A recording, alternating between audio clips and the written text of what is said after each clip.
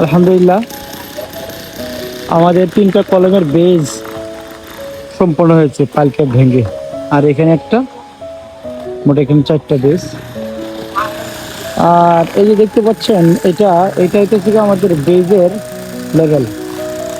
আর এগুলো সব ঢালাই করে ভর্তি করা হবে। মোটামুটি কাজ খুব দ্রুত গতিতে চলছে। দেখতে পাচ্ছেন এগুলো পাইলকে ভাঙা হচ্ছে। যারা পাইলকে ভাঙে তারা নিজেরও খুব কষ্ট করছে। তারা বলছে যে এত হার্ড পাইপের কখনো ভাঙেনি। আলহামদুলিল্লাহ, আমাদের পাইপগুলো খুব শক্ত হয়েছে, হার্ড হচ্ছে।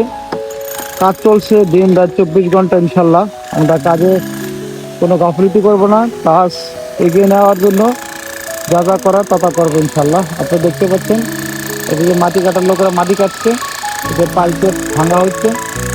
কাজ সর্বক্ষণ চলবে ইনশাল্লাহ।